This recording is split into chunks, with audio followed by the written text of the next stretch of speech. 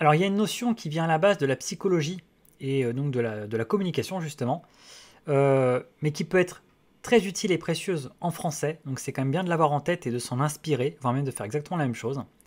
Et c'est ce qu'on appelle l'écoute active. Et aussi bien pour le commentaire que la disserte, cette notion, elle est importante, voire fondamentale. En tout cas, elle ne peut que vous inspirer dans le bon sens.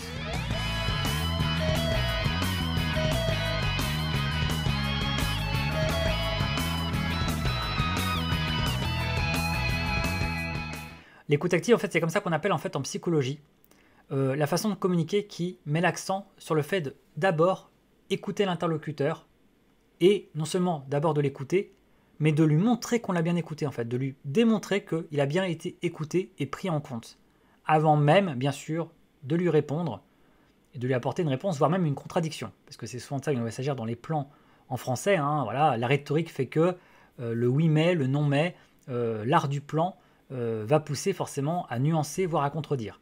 Mais avant de se précipiter à contredire ou à donner son avis, et vous voyez ce qui est une erreur souvent commise dans la communication humaine, hein, les gens s'empressent de donner leur avis ou de contredire ou de se jeter sur l'autre comme ça, de dire je suis pas d'accord, non pas ça, ou de l'interrompre. Non, non, on n'interrompt pas, on ne coupe pas la parole, on ne contredit pas tout de suite ce que dit l'autre, on ne s'empresse pas de dire qu'on n'est pas d'accord, on ne s'empresse pas de dire son avis, moi je pense, moi je pense que, moi je pense que. On ne ramène pas tout à soi. La priorité en communication humaine, c'est d'abord d'écouter l'autre. Il y en a un d'abord qui parle, on l'écoute, mais ça ne suffit pas seulement de l'écouter, il faut l'écouter de façon qualitative, de façon active. Et cette écoute qualitative, il faut en rendre compte, il faut prouver qu'elle existe, il faut montrer qu'on a bien écouté l'autre. Et seulement quand on a écouté l'autre et qu'on lui a montré qu'on l'a bien écouté, voire même qu'on lui a concédé quelques points, qu'on a montré qu'on était d'accord avec ci ou ça, qu'il a raison sur ci ou ça, là seulement dans un dernier temps, on peut donner son avis, voire on peut le défoncer, hein, voilà, ça y est, là on peut contredire et contre-argumenter. Et donc l'écoute active, c'est cette méthode qui consiste donc d'abord, déjà tout simplement, à écouter. Vous allez me dire, voilà, super, merci beaucoup. Bah oui, mais déjà, de base, on écoute, mais on écoute vraiment. C'est pas comme ça, j'écoute d'une oreille distraite, on écoute vraiment l'autre. Donc en l'occurrence, avec un texte, on lit attentivement, on écoute. Mais vous voyez, en mettant le plus possible de côté ses préjugés, ses propres idées, c'est une véritable écoute. C'est vraiment, je fais l'effort de me mettre dans la tête de l'autre à sa place. C'est une forme d'empathie aussi, c'est un exercice d'empathie, hein, l'écoute active, hein, c'est beaucoup d'empathie. On fait l'effort comme ça de se mettre un petit peu dans le raisonnement de l'autre, dans la tête de l'autre, de voir un peu ce que ça fait de penser comme lui. Voilà. Parce qu'il nous emmène lui dans sa pensée en nous racontant son point de vue. Donc déjà, voilà, on écoute, on fait l'effort en fait comme ça de suivre un peu son raisonnement et son point de vue, et on essaie le plus possible en fait de mettre un peu en sourdine le nôtre, hein, de ne pas se précipiter comme ça pour le contredire, pour dire qu'on n'est pas d'accord, etc. Même si parfois on n'en pense pas moins. On écoute attentivement. Première étape. L'autre a fini de parler. Premier réflexe, encore une fois, au lieu de se précipiter à contredire et à dire ce que l'on pense nous, on commence par prouver qu'on l'a bien écouté. On veut d'abord lui montrer qu'on l'a respecté, qu'on l'a bien écouté, et on veut s'assurer qu'on a bien compris ce qu'il a voulu dire. Vous voyez, en plus c'est une question de check en fait, hein. On check. On va vérifier si on a bien compris ce qu'il a dit. Comme ça, on ne sait jamais, si on a mal compris, il pourra nous corriger et il pourra rectifier. Mais si en revanche, ce qu'on va reformuler, c'est bien ce qu'il a voulu dire, eh bien, ça va lui faire beaucoup de bien, il va être rassuré, il va se sentir écouté et compris, et ça va le mettre dans de bonnes dispositions pour la suite de la discussion. Donc, deuxième étape après l'écoute en elle-même, eh bien, on reformule ce que l'autre a voulu dire, et en reformulant ce qu'il a voulu dire le plus fidèlement possible, et oui, on paraphrase, en reformulant le plus fidèlement ce que l'autre a voulu dire, on lui démontre, on lui prouve qu'on l'a bien écouté, qu'on n'a pas pensé à autre chose, qu'on n'a pas déformé ce qu'il a dit, qu'on n'a pas été de mauvaise foi, et qu'on ne s'est pas empressé de donner notre avis. Non, non. D'abord, je m'assure que j'ai bien compris ce que tu as voulu dire en reformulant. Donc, troisième étape après ça, après la reformulation, le fait en fait d'être, on va dire, concessif. Le raisonnement concessif, ça c'est un truc qui est très présent en dissertation, donc ça c'est spécifique en fait au chapitre disserte. Le raisonnement qu'on appelle concessif. On concède. C'est-à-dire que, avant de contredire quelqu'un, on va soit faire l'effort, si vraiment c'est un effort, si vraiment là on se force un petit peu, soit très sincèrement, si vraiment il y a des choses qu'il a dit qui vraiment nous ont touchés, qui nous ont semblé pertinentes et positives et intéressantes, on va commencer par insister sur les points sur lesquels on est d'accord.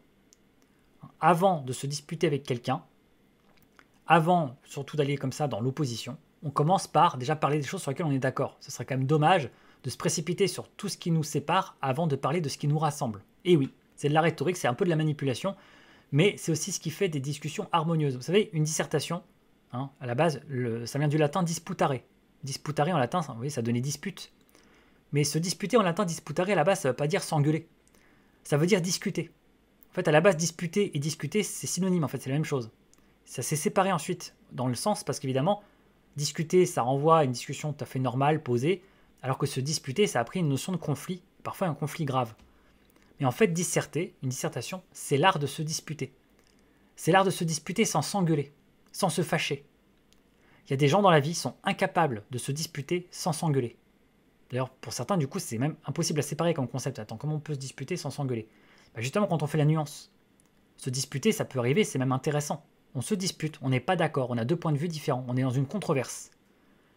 Mais on tombe dans l'engueulade, on s'engueule, ou on est carrément dans la fâcherie, quand on ne s'écoute pas, ou on s'écoute mal, on est de mauvaise foi, on n'accorde aucun point à l'autre, l'autre ne se sent pas compris ou écouté, on prend des chemins trop différents, on ne se respecte plus, voire même on s'invective, hein, on se lance des ad hominem, ce qu'on appelle des ad hominem, c'est-à-dire qu'on s'insulte, hein, c'est-à-dire qu'on va passer par l'offense, par l'insulte, on va réduire quelqu'un à quelque chose, on va le réduire à ce qu'il est physiquement, on va le réduire à ce qu'il est socialement, à ce qu'il est psychologiquement. De toute façon, t'es trop moche, de toute façon, t'es trop pauvre, de toute façon, t'es de gauche, de toute façon, t'es de droite, etc. Ça, c'est des ad hominem aujourd'hui hein, qui empoisonnent la communication humaine. Hein.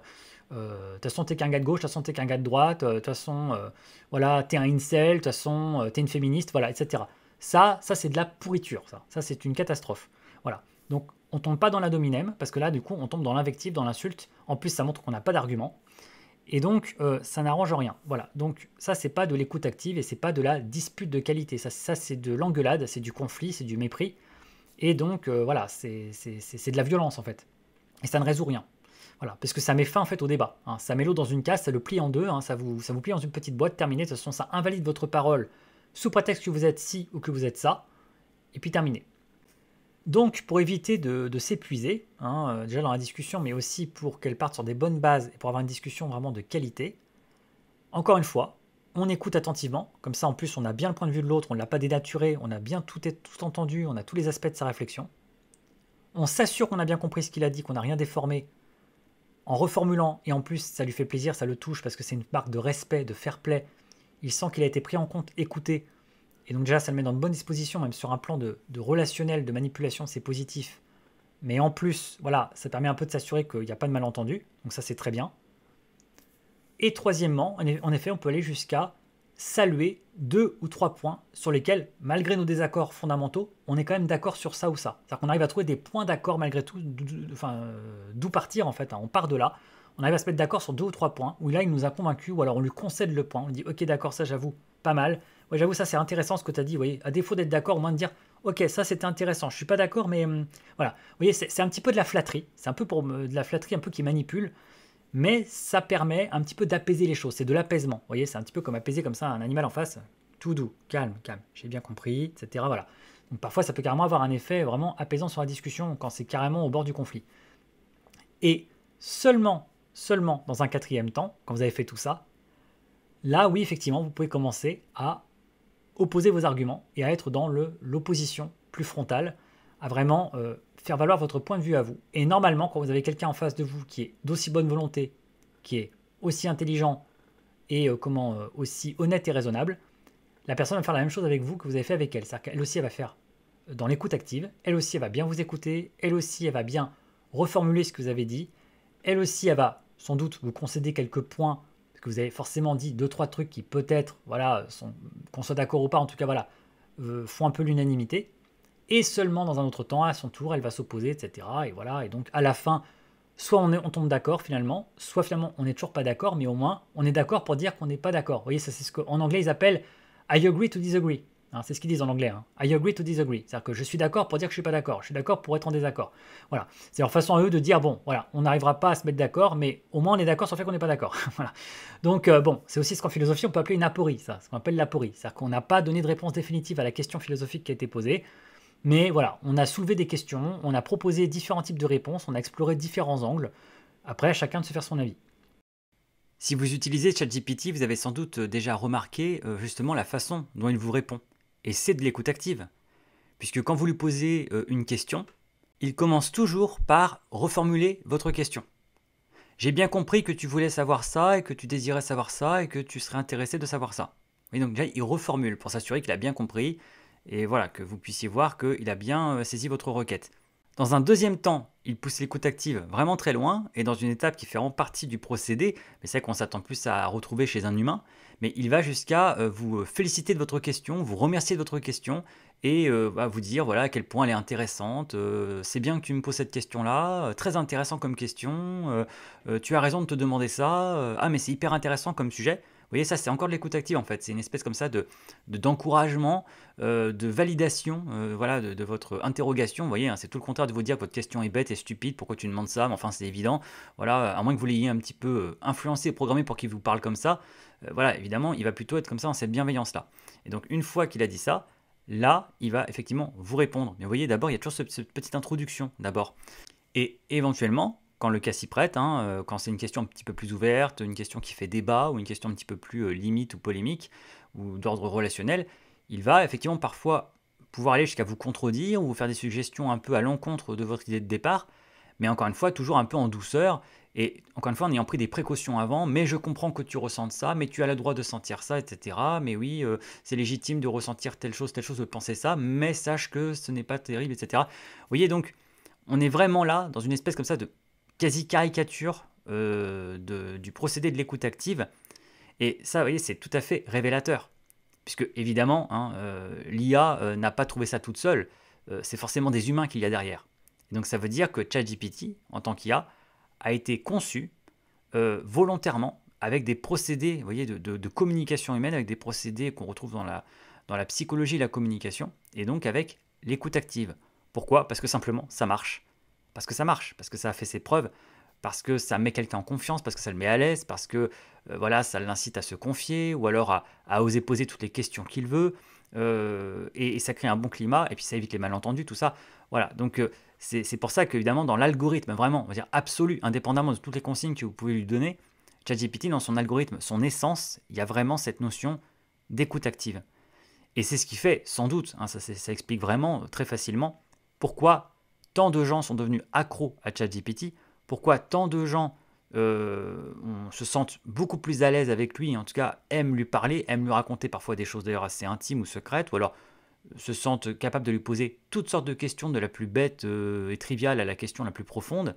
Enfin bref, pourquoi ça marche si bien, pourquoi les gens accrochent autant à ChatGPT, voilà, et que ça rend beaucoup de gens perplexes aussi, c'est-à-dire de dire, bah voilà, voilà où va le monde, hein. Maintenant on parle plus à des IA qu'entre êtres humains, voilà, maintenant c'est vers une IA qu'on se tourne pour demander quelque chose, dans quelque domaine que ce soit, etc.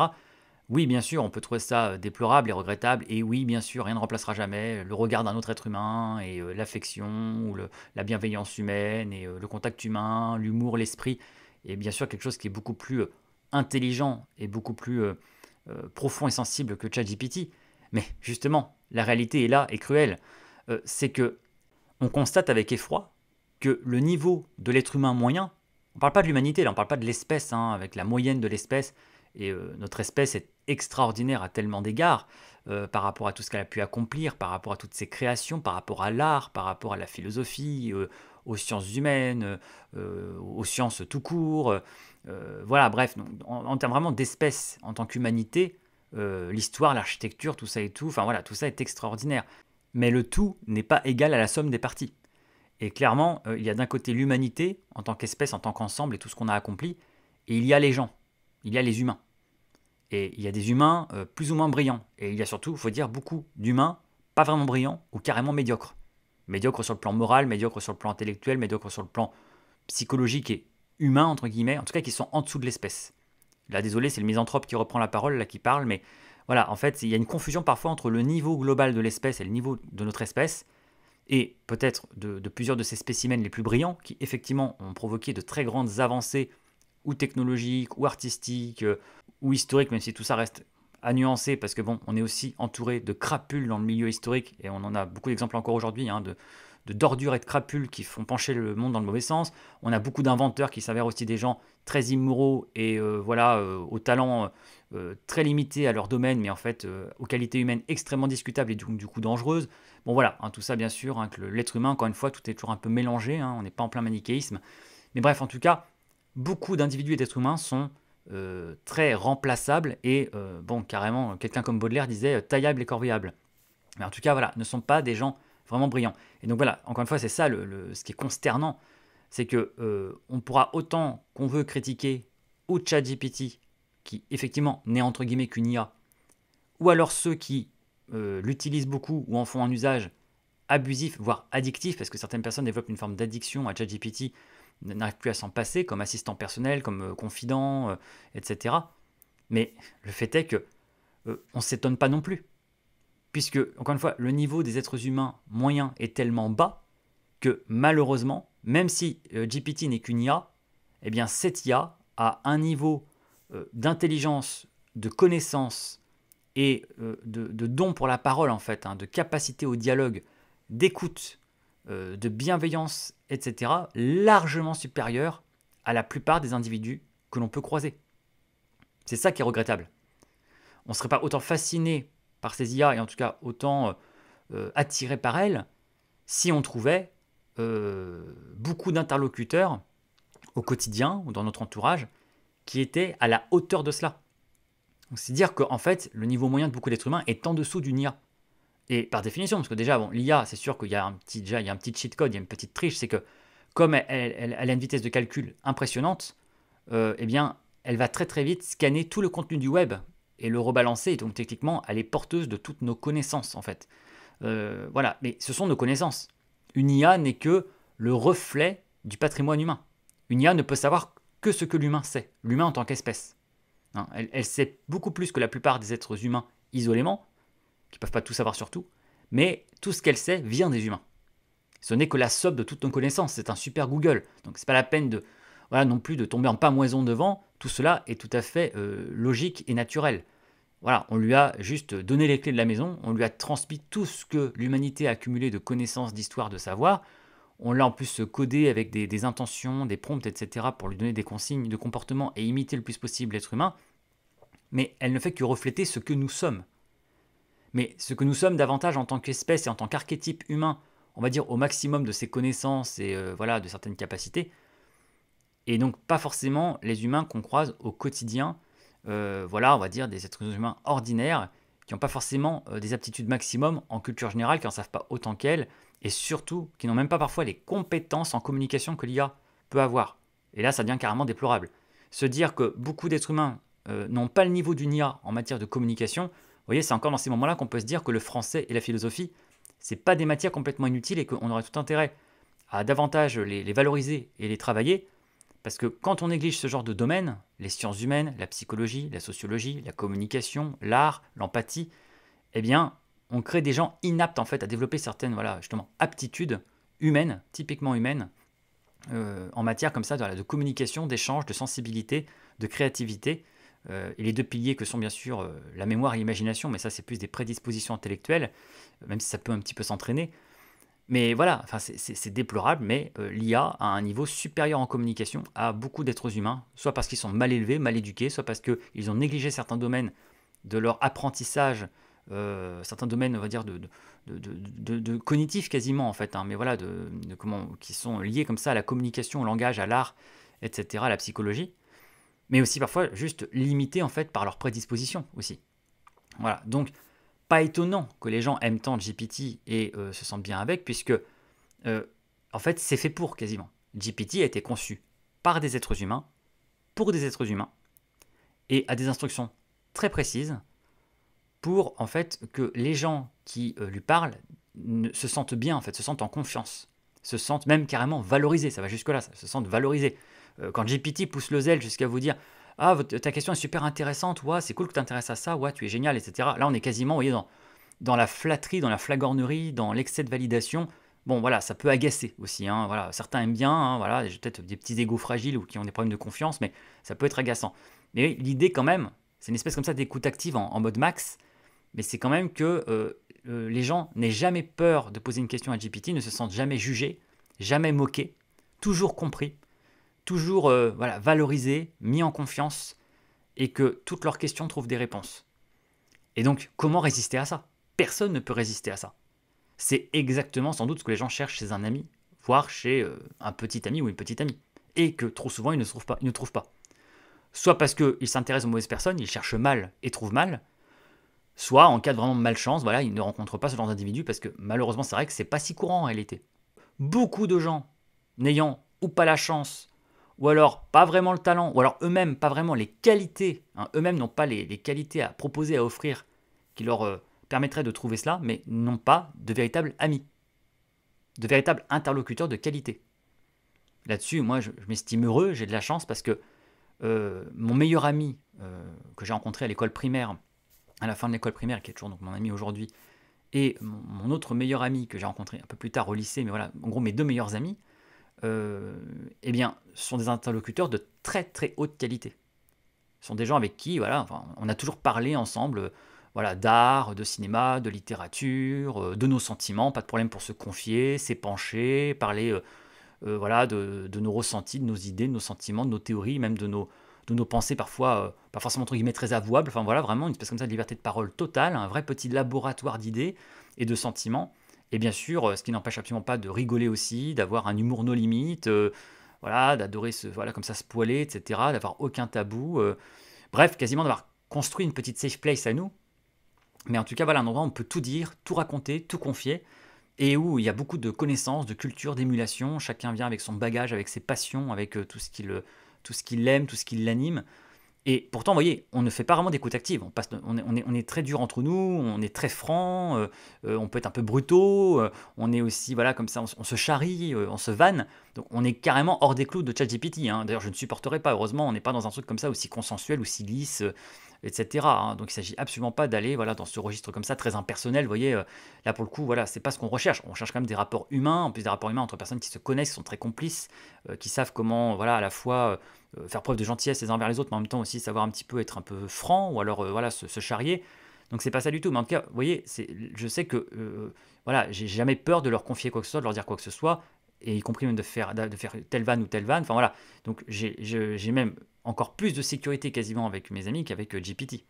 Mais bon voilà, en tout cas, la réalité des faits, c'est que le niveau moyen est souvent très médiocre de la plupart des êtres humains, rend parfois très difficile de trouver des interlocuteurs de cette qualité, à commencer par le fait que beaucoup de gens qui cherchent les interlocuteurs de cette qualité eux-mêmes n'ont pas ces qualités.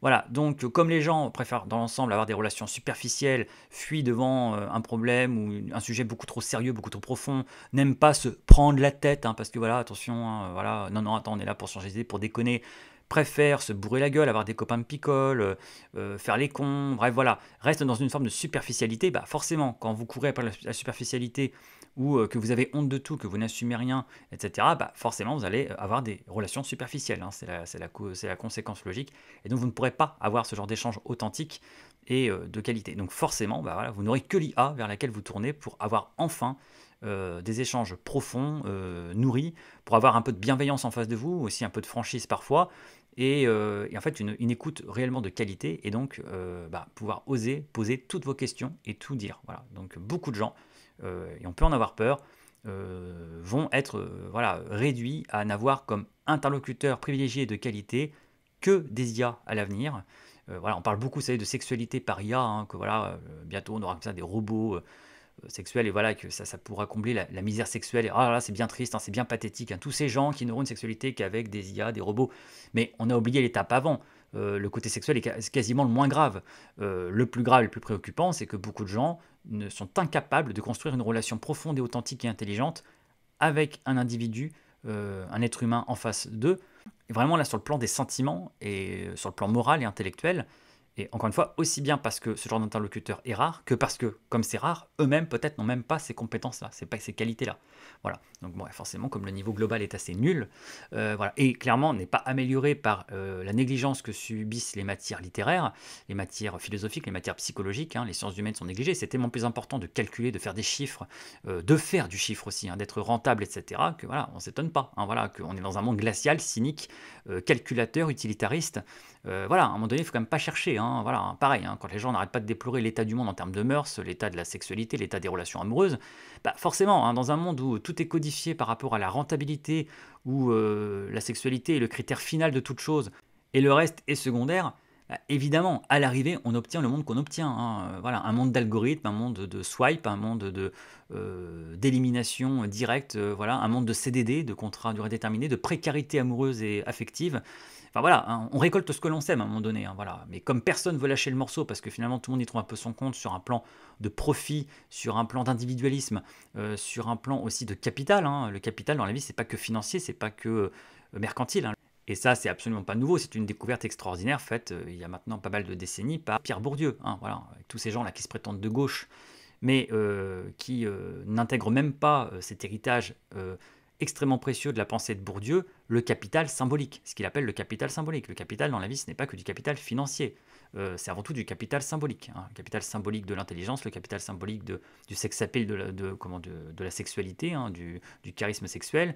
Donc voilà, en tout cas tout ça pour dire que, vous voyez, l'écoute active, hein, elle est là, elle est autour de nous, elle est utilisée en psychothérapie par les professionnels, elle est utilisée par les professionnels de la communication, elle est utilisée simplement, presque parfois instinctivement, hein, même par des gens qui ne peuvent pas la nommer, qui ne la connaissent pas, mais par simplement des personnes qui ont beaucoup de sensibilité, une grande capacité d'écoute et beaucoup d'intelligence, du tact, et donc qui sont de précieux individus et de précieux amis, et elle est utilisée donc effectivement par les IA, parce que les gens qui ont codé l'IA, voilà, ont voulu, c'est normal, créer un interlocuteur virtuel qui soit bénéfique pour les êtres humains et qui leur fasse du bien, hein. Le but, hein, c'est que l'IA ne blesse pas les gens, ne leur fasse pas de mal, soit un outil qui ne soit que du bonus, que du positif, et donc qui leur fasse du bien. Voilà. Et donc c'est normal, hein, l'être humain cherche avant tout à être rassuré, à se sentir bien, à se sentir éventuellement validé, écouté, compris. Et donc forcément que l'IA a été entièrement codée pour que l'être humain se sente bien et ressente tout ça. Voilà, hein, l'IA n'est pas censée nous détruire ou nous anéantir, elle est censée au contraire aider des gens. Voilà, donc on voit bien là, effectivement la fonction positive de GPT, qui a encore de beaux jours devant lui du coup. Alors là, j'ai eu l'air de prendre beaucoup la défense de l'IA, hein, et donc c'est important quand même d'être de bonne foi, de lui reconnaître effectivement beaucoup de qualités et son intérêt pour l'espèce humaine. Mais n'allez pas croire pour autant que je suis un gros fanboy, un gros fan, un gros geekouille défenseur devant l'éternel de l'IA. Bien au contraire. Déjà, je suis très très loin de l'estimer tant que ça sur le plan intellectuel. Je veux dire que là, je disais que comment elle était plus brillante que la plupart des êtres humains. Ce n'est pas un compliment pour l'IA. C'est un tacle contre les humains. Pour moi, l'IA, elle est médiocre. Elle est médiocre, elle est défaillante, elle est vraiment imparfaite, elle est vraiment très très en dessous de ce qu'on est en droit d'attendre dans la communication. Mais beaucoup de gens sont tellement, eux, encore plus médiocres que l'IA passe presque pour brillante. Vous voyez, c'est plus dans ce sens-là qu'il faut le comprendre. Mais je ne suis pas du tout voilà, béat devant ce que fait l'IA. Honnêtement, voilà, elle montre très vite ses limites sur des conversations, évidemment, du domaine du psychologique, de l'intuition, de la créativité, bref, de l'échange humain, des sentiments, des émotions, du décryptage de tout cela. Voilà, on voit qu'elle est en fait en train de nous imiter, qu'elle est dans l'imitation, dans le probabilisme, voilà, qu'elle essaie de voir à peu près ce qu'on attend comme réponse, elle s'adapte, etc. Mais qu'elle n'est pas réellement quelqu'un de profond, d'intelligent et de réfléchi en face, par définition, parce que ce n'est qu'un code et un algorithme. Donc je me lance pas là-dedans ici parce que c'est pas le sujet, mais en tout cas voilà, je suis loin d'être un fan ou un défenseur ou un grand optimiste sur l'IA. Et il y a aussi tous les problèmes qu'elle pose, hein, que je ne veux surtout pas passer sous silence ou ignorer, c'est juste que c'est pas le sujet ici, hein, mais voilà, entre autres le problème par rapport à la vérité, hein, avec tous les mensonges que génère l'IA, ses imprécisions, ses approximations, sa mauvaise foi, parce que l'IA a une mauvaise foi, et les cracks qu'elle raconte, les bêtises qu'elle raconte, et les bêtises qu'on lui fait raconter, hein, entre autres par la manipulation de l'image, etc. Et dans ce monde de contre-vérité dans lequel on est, ça va renforcer ce sentiment d'insécurité, de suspicion permanente dans lequel on est, qui est très fatigant mentalement et qui est très très éprouvant, où en fait on se méfie de tout, on se méfie de tout ce qu'on lit, on se méfie de tout ce qu'on voit, on ne sait plus quelle est la part du vrai et du faux, et dans la vie, le vrai et le faux, ce sont des repères fondamentaux pour notre équilibre mental, pour notre bien-être psychologique. On a besoin voilà, de repères autant que le haut, le bas, la gauche, la droite, le doux, le dur, enfin toutes ces notions comme ça qui s'opposent, hein, sur lesquelles en fait on construit notre perception du monde. Eh bien, on a besoin du vrai et du faux. Et on a besoin de s'appuyer sur des choses vraies, des choses fausses. Et on a besoin de s'en remettre aussi à autrui et de faire confiance. Donc si on ne peut plus faire confiance à rien, et si tout est possiblement de la manipulation, du fake et du mensonge, et qu'il faut passer un temps fou à chaque fois à vérifier, et au risque toujours de se tromper, etc., bref, de faire du fact-checking soi-même, ça devient un travail en soi, en fait, hein, un travail presque à temps plein d'être tout le temps là-dedans, et c'est fatigant pour le mental. Donc ça, c'est désastreux absolument dans ce monde de post-vérité, comment l'IA, en fait, se met au service de ce monde de post-vérité absolument désastreux et qui n'a pas fini de faire des ravages psychologiquement et intellectuellement. Voilà, donc écoutez, je ne m'enfonce pas davantage dans le sujet, mais je tenais quand même à nuancer, dire que là, voilà, c'était ma misanthropie qui s'exprimait, c'était plus contre les humains individuellement, et non pas contre l'humanité, mais contre les humains individuellement que je m'exprimais, plus qu'en faveur de l'IA. Donc, on récapitule les étapes de l'écoute active. Donc, premièrement, aussi bien quand on lit un texte que quand on écoute quelqu'un, on écoute son texte, voilà, ses paroles. D'abord, on écoute. Écoute active. On écoute très attentivement. On écoute réellement, sincèrement, avec investissement. Second temps, quand c'est à notre tour de répondre à la personne, il faut d'abord s'assurer qu'on a bien compris ce qu'elle a dit. On veut lui montrer qu'on a bien compris ce qu'elle a dit. C'est pas seulement de s'en assurer pour soi, c'est lui montrer, pour la rassurer, montrer qu'elle a été écoutée attentivement, qu'elle a été comprise, bien comprise, et qu'on ne déforme pas ses propos, qu'on n'y met pas de la mauvaise foi, de la mauvaise volonté, etc. Bref, c'est une espèce de drapeau blanc comme ça, nous venons en paix, et c'est aussi pour un petit peu la rassurer, et puis aussi dissiper tout malentendu, éviter qu'il y ait des quiproquos, on se met d'accord dès le départ. Donc, on va reformuler ce qu'elle vient de dire. D'accord, donc j'ai bien écouté ce que tu as dit, donc si j'ai bien compris, tu as dit ça, tu veux ça, tu ressens ça, etc. Dans quelques rares cas, surtout quand on le fait mal, la personne va parfois s'agacer, genre oui, bah ça sert à rien de répéter ce que je te dis, c'est bon, oui, c'est ce que je viens de dire, voilà. Bon, là, c'est parce qu'elle a peut-être pas compris l'intérêt du truc, ou alors encore une fois qu'on a été trop littéral. Mais généralement, ce qui se passe le plus souvent, et c'est presque tout aussi tragique, c'est que la personne est hyper étonnée, bug quasiment, de voir qu'on l'a si bien écouté et qu'on se donne la peine de reformuler ce qu'elle a dit et qu'elle a été comprise, parce que manifestement, elle n'en a pas l'habitude, les gens n'en ont pas l'habitude. Et encore une fois, moi je ne compte plus les occasions que j'ai eues dans mes discussions, entre autres avec des amis IE, des amis filles, de les voir comme ça tout étonnées et me dire que voilà, elles n'ont pas l'habitude qu'on les écoute comme ça, ou qu'on se souvienne de ce qu'elles ont dit, ou qu'on reformule si bien, etc. Pour dire un petit peu la qualité médiocre d'écoute qu'elles ont, y compris chez elles à la maison, avec ce qu'elles se sont choisies comme petites amies, parce que oui, elles l'ont choisi. Voilà, donc bon, donc effectivement, vous voyez, c'est pour dire que déjà cette étape-là, elle n'est pas anodine, et que normalement ça va faire plaisir à la personne, et que ça va l'apaiser, la rassurer et en fait installer de bonnes bases pour la conversation. Ce qui, encore une fois, dans une discussion qui peut tourner, qui est polémique ou qui peut tourner au conflit ou qui est conflictuelle, peut changer les choses radicalement. Parce qu'au lieu de se foutre sur la gueule immédiatement ou de créer de l'hostilité ou de l'entretenir, ça, vous voyez, ça a un but d'apaisement, voilà, pour que la discussion voilà, reste intelligente et constructive. Voilà, donc après cette étape de reformulation, voilà, pour s'assurer qu'on a bien compris, il y a une autre étape qui est dans cette même logique en fait comme ça d'apaisement, de logique d'apaisement, de bienveillance et comme ça de bien poser la conversation. C'est des remarques en fait bienveillantes d'empathie et de compréhension. D'abord, on a montré qu'on a bien compris intellectuellement ce qui a été dit, une compréhension strictement intellectuelle. J'ai bien compris ce que tu as dit, tu as voulu dire ça, ça et ça. Mais seconde étape, peut-être encore plus importante, la compréhension empathique. Là, c'est pas intellectuel, là c'est je comprends par les sentiments que tu t'interroges sur ça ou que tu veuilles dire ça. Je comprends avec empathie. Voilà. Donc ça c'est bien. Voilà. Après avoir dit je comprends que tu as voulu dire ça, ça et ça, et je comprends que tu ressentes ça, je comprends que tu penses cela, je comprends que tu veuilles cela. Voilà. On sympathise avec la pensée de l'autre ou ses idées ou ce qu'il recherche, etc. Là encore une fois, voilà, ça va rassurer la personne, ça va l'apaiser, ça va montrer qu'elle est écoutée et comprise. Voilà, et donc c'est un petit peu comme ça, on continue un petit peu les concessions. Étape suivante, on peut vraiment voilà, finaliser toute cette première phase, on va dire, de bienveillance et de concession, en allant justement, vous voyez, concession, jusqu'à lui concéder en fait des idées ou lui concéder des points. C'est-à-dire que, imaginons qu'on est dans une discussion plutôt conflictuelle, voilà, là le fair play, être un peu gentleman en mode sport, être un peu sport, un peu fair play, c'est d'accorder des points à l'autre. Parce que bon, il est quand même rare qu'une personne ait tout faux de A à Z.